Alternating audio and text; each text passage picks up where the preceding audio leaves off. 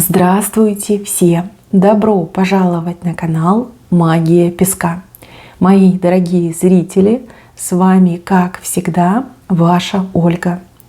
Всех вас сердечно благодарю за то, что вы со мной зашли на мой канал, смотрите это видео, за вашу невероятную и теплую поддержку, за вашу помощь, мои хорошие. Земной вам поклон. И, пользуясь случаем, хочу всех моих дорогих и любимых зрителей поздравить с наступающим Новым годом. Дорогие друзья, желаю вам от всего сердца в Новом году крепкого здоровья, достатка, радости, смеха, удачи, веселья. И пусть все ваши мечты и желания обязательно сбудутся.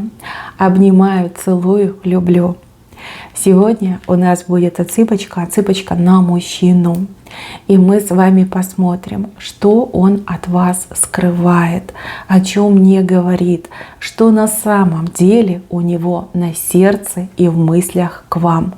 Загадайте, пожалуйста, на мужчину, и песочек все про него расскажет. Настройтесь, представьте мужчину, назовите его по имени, обратитесь к нему и спросите, что ты мне не говоришь, о чем не рассказываешь, что у тебя на самом деле на сердце и на уме ко мне. И давайте вместе посмотрим. Я прошу высшие силы дать мне возможность ответить на все ваши вопросы и послать для вас только самую важную, нужную и полезную информацию.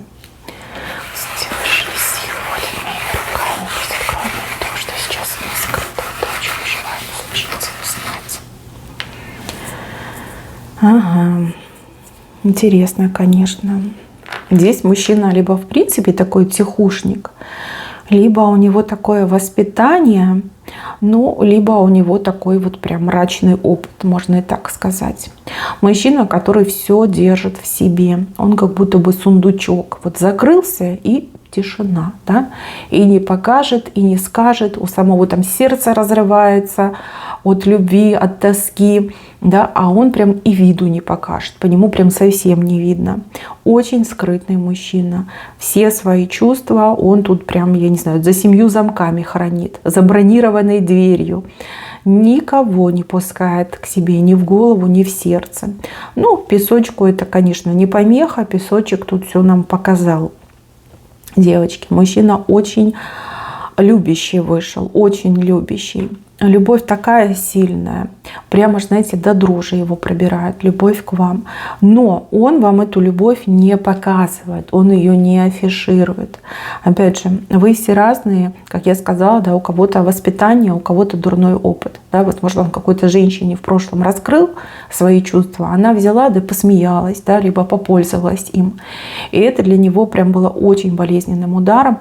Опять же, может, так его воспитали в семье, когда ему говорили, что вот нельзя показывать свои чувства, нельзя о них говорить, это плохо, ты мужик, ты не должен. Да? Вот маленького мальчика так воспитывали, и он теперь считает, что это прям грешно. Грешно сказать о любви, грешно проявить нежность. А вы, кстати, из-за этого страдаете. Страдаете, потому что вы его не понимаете.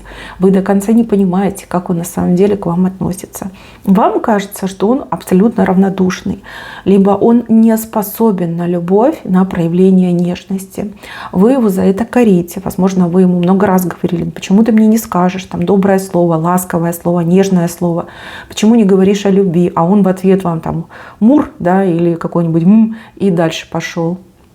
Типа, скажи, что ты меня любишь. Ну, люблю, да, и дальше пошел. Но прям совсем неприятненько.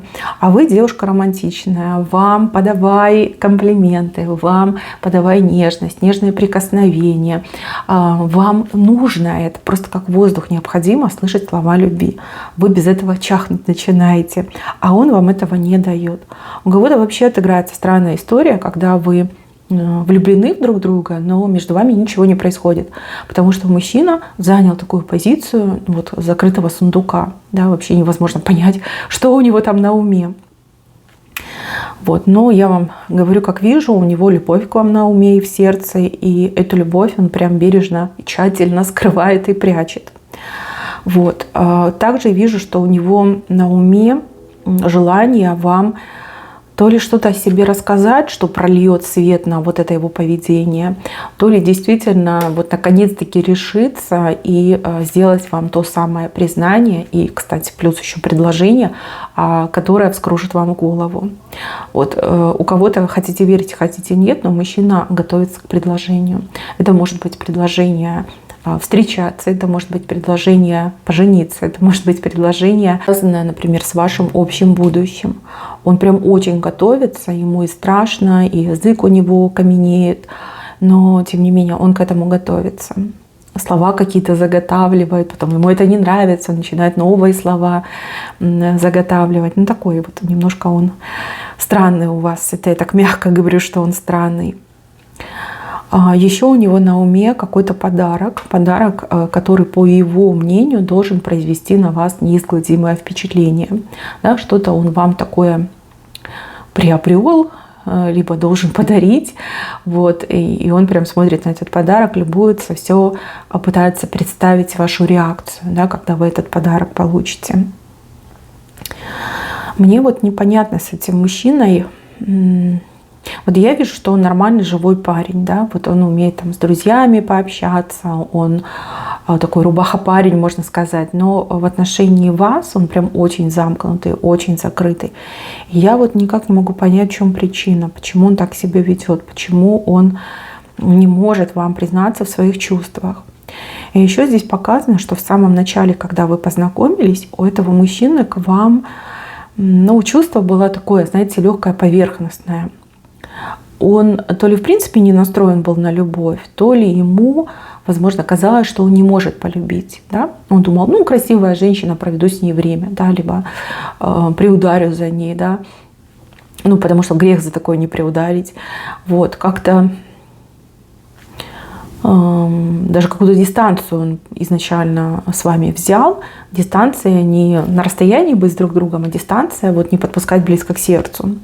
Но время шло, вы настолько вот нежная, настолько вы действительно принимающая, любящая, интересная. Вы как зажигалочка, да? Вы настолько его расположили к себе, и он не заметил, как он в вас влюбился. Когда он понял, что он влюбился, его это, если честно, напугало. Просто напугало. Он такой, блин, что я в зависимость от нее попал, вот как я теперь без нее, и как так меня угораздило взять да и влюбиться, это же все, теперь жизнь потеряна. Да? Вот такие страшные мысли были в голове. И, возможно, был такой период, когда этот мужчина просто пропал, да, на какое-то время пропал. И вы ничего о нем не знали. Это он бежал от своих чувств, он бежал от своей любви. Но поскольку любовь сильная, поскольку любовь настоящая, у кого-то даже первая отыграется, да, он не смог далеко убежать. И любовь магнитом его потянула обратно, потянула к вам. Если вы помните, что было такое, что он пропадал, это он бежал от любви. Вот именно в этот момент он осознал, что он вас любит. Так, знаете, как можно дату, когда он влюбился, определить. Вот. Но опять же, он вам об этом не сказал. Он действительно пытался себя уговорить, что, может быть, это не любовь, что я зря тогда. Но вот вижу, что мужчина вернулся по зову любви, да, прям именно притянула к вам, очень сильно притянула. Кстати, здесь показано, что ваша встреча, она ведь не случайна. Здесь вас показывают двумя красивыми голубями, которые друг друга нашли. Голубиная любовь — это любовь очень верная, очень красивая. Голубиная, как там, верность, да, или это лебединая, я уже забыла. Но, тем не менее, две светлых души в огромном мире друг друга нашли. И это неспроста. Неспроста. Вас явно с друг другом свели, столкнули. То ли духи рода, то ли сами высшие силы. Для того, чтобы вы наполнили жизнь друг друга, для того, чтобы вы друг другу верными партнерами стали, для того, чтобы вы счастье вместе в семье познали. Для этого вас вели. И вы-то не против, я это вижу. Вы женщина, которая и умеет, и готова любить. А вот мужчина, он закрыт. Он закрыт, и он холодный. Он как будто бы щитом, видите, от вас отгораживается. Видите, вот у него в руках щит, и вы такая к нему ручки тянете, он такой раз и щит поставил, еще и отвернулся. Очень он боится показаться уязвимым в своей любви. Почему-то для него это как слабость, как какая-то болезнь, да? Я заболел, я влюбился. Вот, странное, конечно, поведение. Сейчас я еще, наверное, на картах посмотрю, Потому что так не должно быть. Наоборот, любовь, она окрыляет, любовь, она людей счастливыми делает. Почему он так боится, почему так закрывается? Что не так с этим мужчиной? Карты, покажите, расскажите. Дайте нам возможность узнать, что не так, почему закрылся. Почему же он закрылся? Ну, здесь ничего криминального не показывают, вы и сами видите. Просто этот мужчина, он такой есть, вот такой психотип, да? Человек, который сложно воспринимает перемены в своей жизни, да, сложно к ним адаптируется, ему просто время нужно, время на то, чтобы раскрыться. Вот. А вы, девчонки, не форсируете события. Тут еще, смотрите, такая фишка по дереву, он очень серьезно к вам относится, невероятно серьезно, гораздо серьезнее, чем вы к нему. Да-да, и не спорьте, именно так здесь показано. Вот. Мужчина, которому нужно какое-то время прожить с этим, да, смириться, может быть, даже в какой-то степени, что я теперь влюблен, что теперь у меня есть дама сердца. Нет, девочки, со временем он будет меняться, со временем он и доверять вам больше станет, и больше к вам тянуться будет. Вам на одной лодке с ним плыть, вот как ни крути, на одной лодке.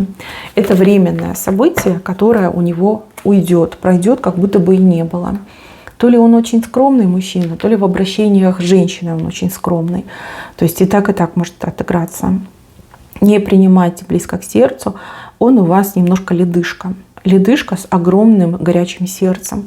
И что вы можете сделать, это его немножечко согреть. Да? Чем больше вы его греете, тем быстрее он оттаивает. Но не форсируйте события. На этого мужчину давить ни в коем случае нельзя. Иначе он может взбрыкнуть. Причем и себе, и вам хуже сделает, да, если взбрыкнет. Вот, просто пусть все идет своим чередом. У него нет никаких других женщин. Он абсолютно верен вам. На других женщин он вообще не смотрит. Вы для него единственная женщина, единственная любимая, желанная женщина. Он, знаете, из той редкой породы мужчин, рыцарь, да, рыцарь без страха и укора. Он выбирает себе одну даму сердца и на всю жизнь. И этой даме он верно служит. И эта дама — это именно вы. Так что, девочки, не переживайте. Здесь даже не дурной опыт, здесь именно его психотип. Да, вот такой вот он человек, сам по себе такой человек. И не думайте, не ревнуйте его к его друзьям, потому что друзья — это одно, а любовь и любимая женщина — это совершенно другое. Это как высшая материя идет для него в его восприятии. С вами пока он еще не может до конца расслабиться, поэтому так себя ведет. Не говорит о любви, это не значит, что не любит. Есть у него тут зажим, который он должен со временем побороть.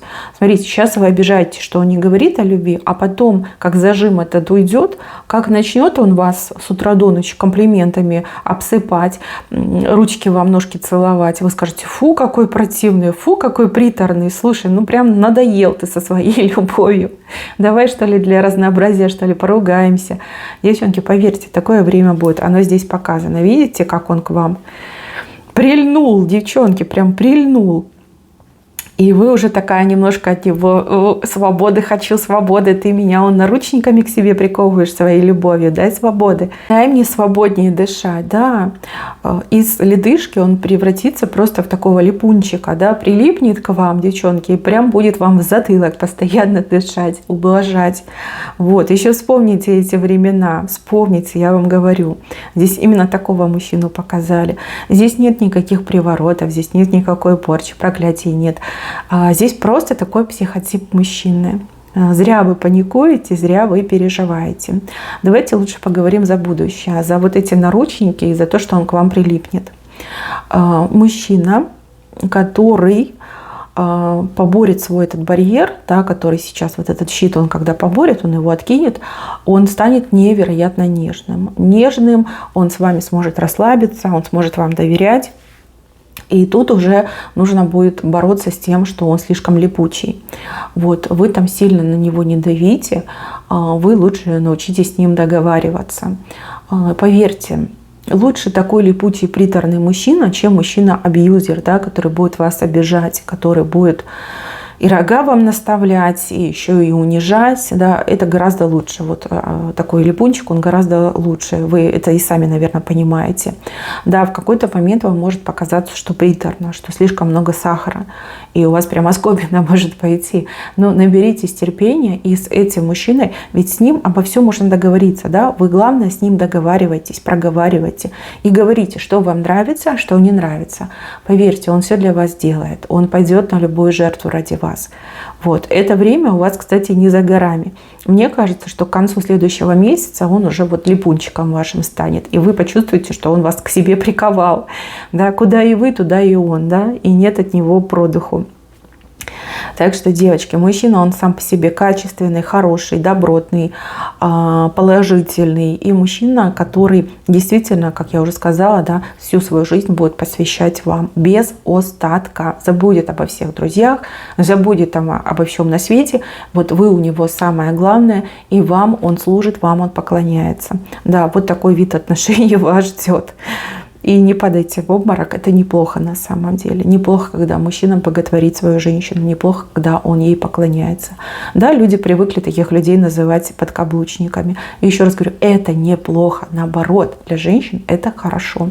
Это мужчина-друг, это мужчина поклонник, это мужчина-любовник, это мужчина и брат, и отец, и добытчик, все на свете, понимаете, все на свете возьмет на себя. Вот. Ну, а вам как бы нужно это все принимать. Если вы на такие условия согласитесь, то вижу, что вас ждет очень спокойная, благополучная жизнь с этим человеком. Именно спокойная. Да, не будет перца. Но, тем не менее, каждый день у вас будет наполнен негой, любовью и счастьем. Вот так, мои хорошие. Возможно, за долгое время вам впервые в жизни вот действительно судьба сделала такой подарок, либо высшие силы сделали подарок, привели в вашу жизнь действительно достойного мужчину. Мужчину, который верно служит своей любимой женщине. Он от нее ничего не требует, а именно верно служит. Вот единственная его просьба, да, позволь мне тебе верно служить. Здесь такой мужчина, да, который немножко вот по времени отстает, но это и неплохо. Все у него обдумано, все у него продумано, и все у него железобетонно. Так что, девочки, не переживайте, все будет. Это следующий месяц, конец следующего месяца, мужчинка перед вами целиком и полностью раскроется. И не будет никакого льда, не будет никакого щита, никаких замков, а наоборот станет вот таким вот липунчиком для вас. Вижу, что все у вас будет хорошо. Подружки будут вам завидовать. Хорошие подружки по-доброму будут завидовать. Плохие по злому. Но, тем не менее, вы свой, как говорится, лотерейный билетик уже вытянули. И этот билетик, он выигрышный. Извините, что так говорю про мужчину, но это действительно хорошего качества мужчина. И надо брать, девчонки, надо брать. Вот. Чуть-чуть еще нужно потерпеть, и все будет у вас хорошо. Так, мои милые, на этом все. Берегите себя. Всем спасибо за внимание. Всем пока-пока.